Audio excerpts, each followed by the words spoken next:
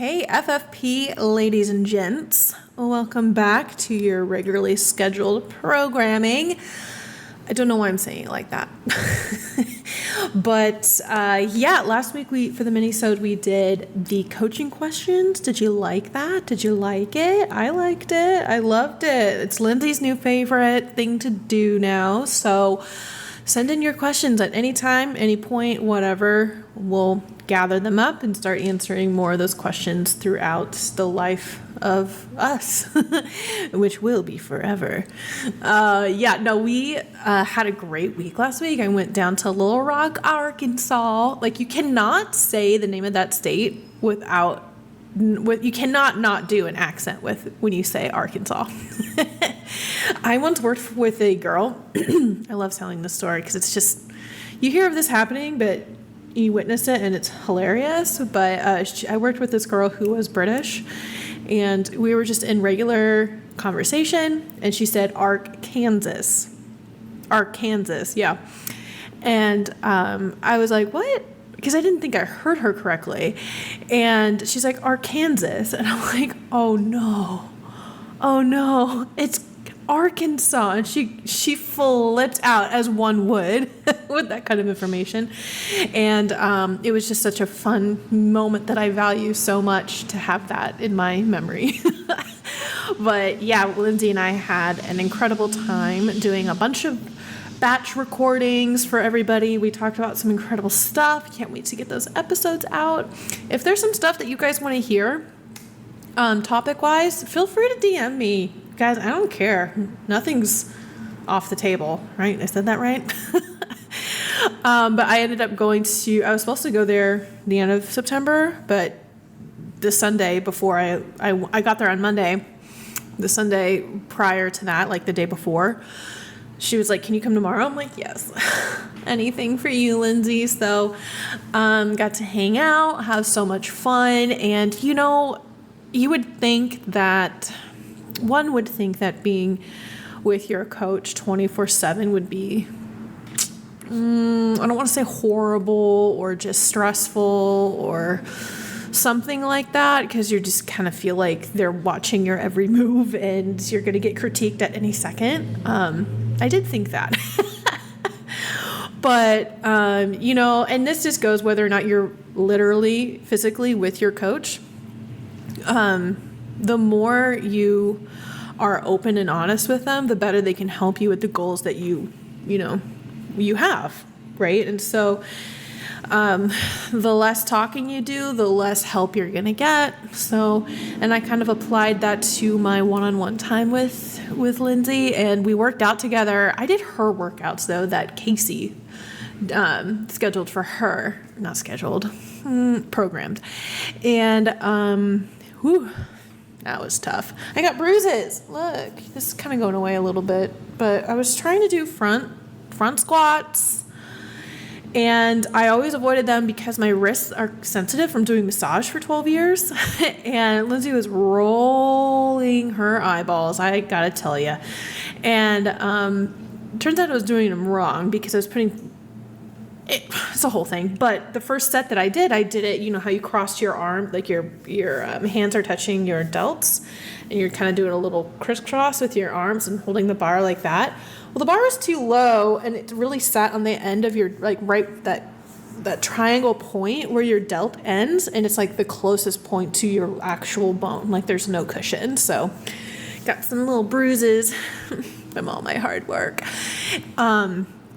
But yeah, one thing that I kind of had to come to terms with as far as what I learned being there with Lindsay, and I had this conversation with myself prior, and I talked about this with her, is that I know I can push myself harder in the gym. We all can. That's the case really for pretty much everybody, is that you're just going through the motions, and especially on days when you're just not necessarily motivated, you're a little more tired, things like that, you gotta.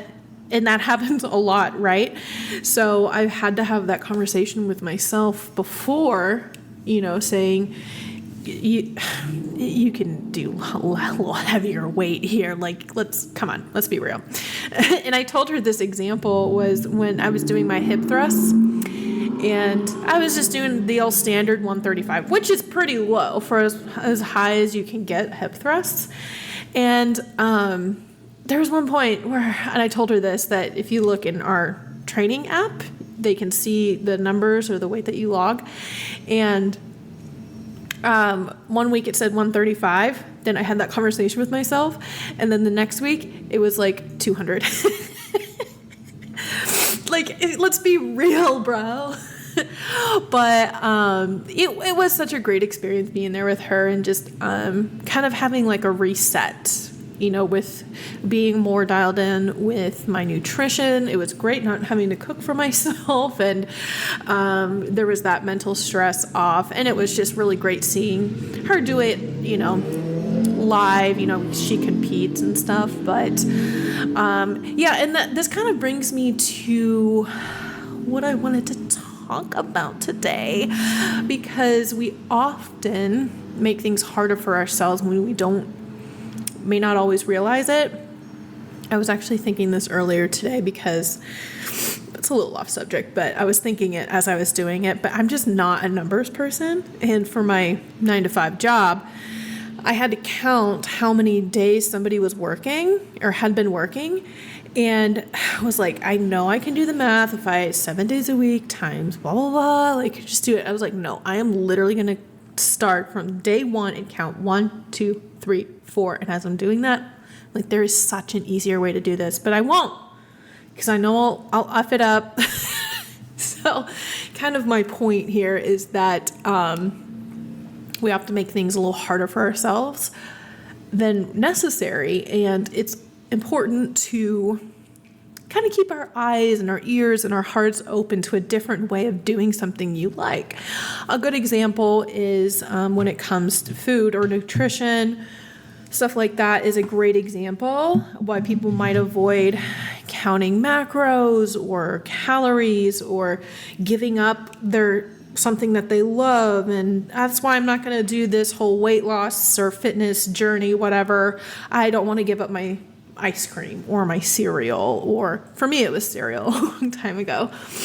And if you get out of that mindset and kind of reframe it and say, you know what, one, the more you educate yourself, the more you realize how much you can incorporate the things that you love into this health and fitness journey, right? I still eat cereal. I still eat ice cream. In fact, when I was with Lindsay, she bought that Ninja Creamy, where you freeze something overnight and it turns it into ice cream the next day.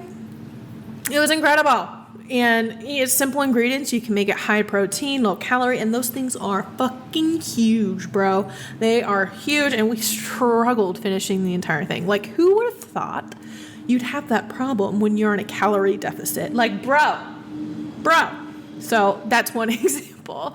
And the other one I was thinking today too is more specific with food was pizza. I love pizza, and I will never give it up. I swear to God, never, ever.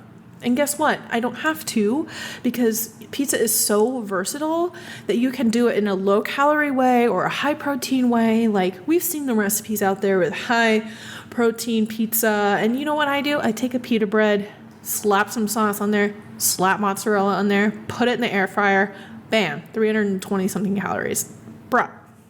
So that's kind of what I'm talking about, is that if you think about something that you love that you don't want to necessarily give up, ask yourself this, is there a better, more healthy way to do it? Of course, we're talking about it in the health and fitness space. It applies to everything. Another example, really what this is, it's just kind of along the lines of reframing things.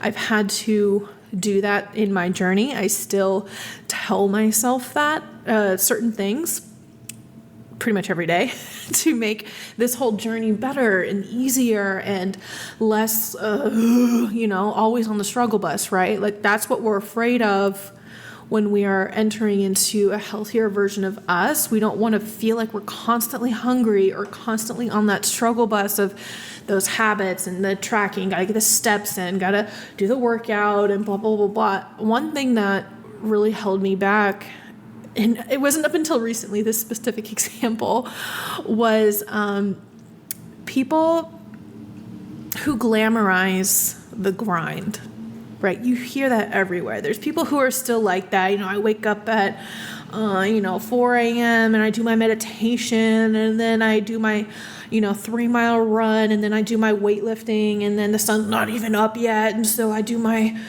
yoga. And it's like, bro, does it really have to be like that? So people glamorize this grind culture because you're working your ass off, and it's commendable, obviously, if that's what you want to do. But for somebody like me, I'm like, I ain't getting up at no 4 a.m. No, ma'am. No, sir. No, thank you.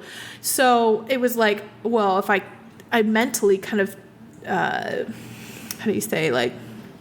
of checked myself, thinking like, automatically thinking, well, if I'm going to do my workout in the morning, like, I got to get up before the sun, because like, that's what you do. Like, that is what we're programmed to think.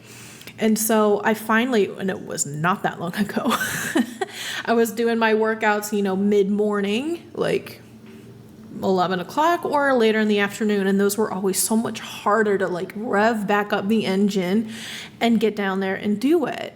So I finally reframed it and made that switch. I'm like, and it sounds so simple. I don't have to get up at 4 a.m. My schedule doesn't require it. Lindsay gave a great example. We talked about this where she gets up that early, but her day is also ending at, 2-3 o'clock when her girls are out of school. Like, that makes sense. And I could see that there may be a time in my life when I do have children that might be required of me in order to sustain these habits that I have and value.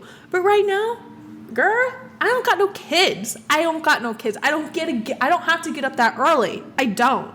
My job, thank God, I work from home and it's very flexible. I am so blessed, but I finally was like, I can still get up at the same time and go to the gym and be fine.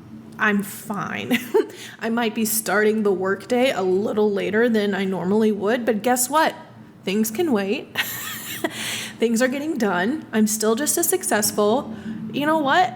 And now I feel, I'm in, as Lindsay said, entering the new me. Yes.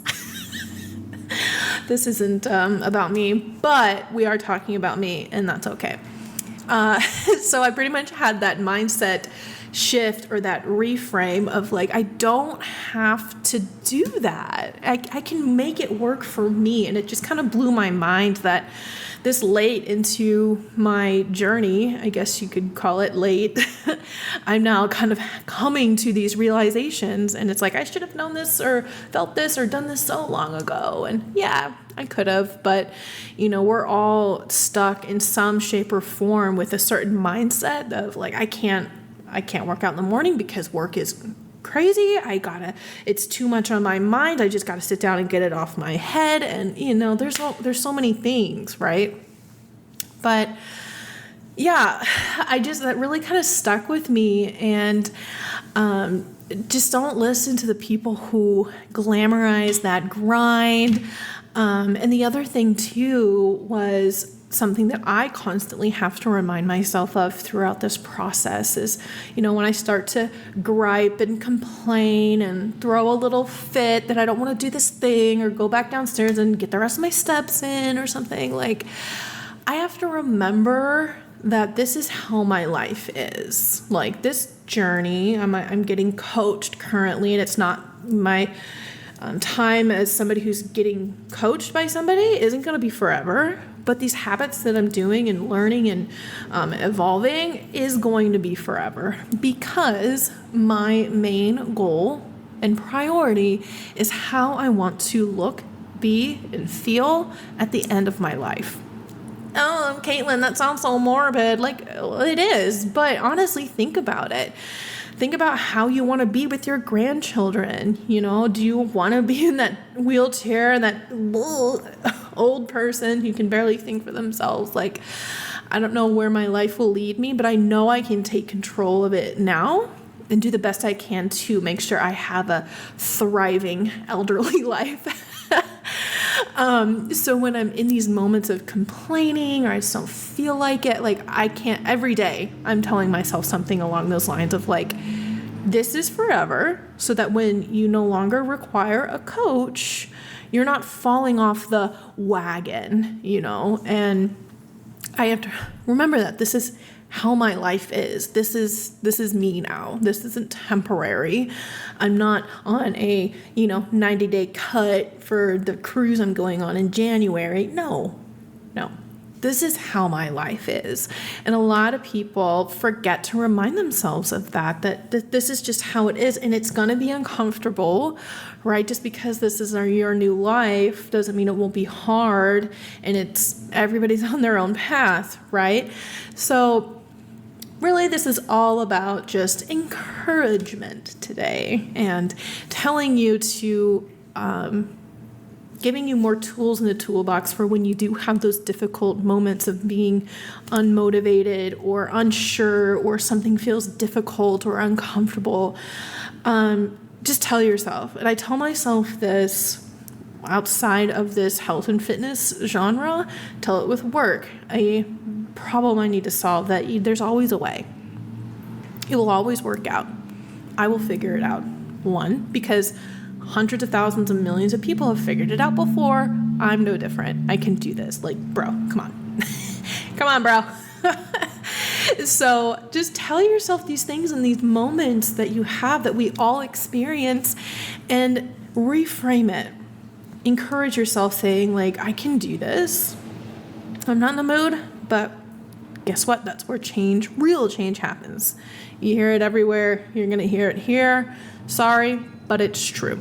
Are there conversations that you have to have with yourself and be like a little come to Jesus moment and say, yo, you could do a little better here. You're kind of slacking. You're making a couple excuses, And I was doing that with myself earlier. Like, I'm constantly like talking to myself and like kind of parenting myself, like, Caitlin, we talked about this, remember? Like with my steps, I'm trying to get, in a week, 60,000 steps. And for some reason, I'm just like, 5 to 7,000 a week short. And I'm always I'm like, I'll make up for it tomorrow. I just feel like sitting on the couch and, and, so I have to find ways, and I was telling myself this just the other day, is that, okay, well, you are struggling to get the daily goal in. What can you do differently? So let's walk a few minutes longer on the treadmill before my workout, because I already do that. Okay, there's the several hundred more steps I can get in before my workout with something that I'm already doing. And let's get a little more creative around the house. Let's clean the floors more often or something like that. And, Mark and I used to go on, when we didn't live together, we used to go on these really cute little walks around my neighborhood. And we don't do that anymore. I don't know why. But now that the weather is a lot better, it's a lot easier to be outside. So we've been doing that periodically. And, we're just so cute. This little couple walking. But you know what? I'm getting a little off track. But yeah, so I just wanted to say hi on this hump. Nope. You guys aren't getting this on hump day anymore. It's Friday Junior. Have a good weekend, guys. Like, have some fun. Talk with yourself. Have a moment of, what's going on in the world of you, what's happening. Check in with yourself. And we all need that. Keep ourselves accountable. And as always, please DM me. Please reach out to us on the Facebook group. We're there. We love to have a good time. And like I said at the beginning of this episode, email me your coaching questions, which Lindsay will answer. She'll answer the fitness ones. If there's ones about like your life, I'm happy to give my input. But yeah, thanks again, y'all, for your support, your ears. Please recommend us to, anybody and everybody. We love it. We love you.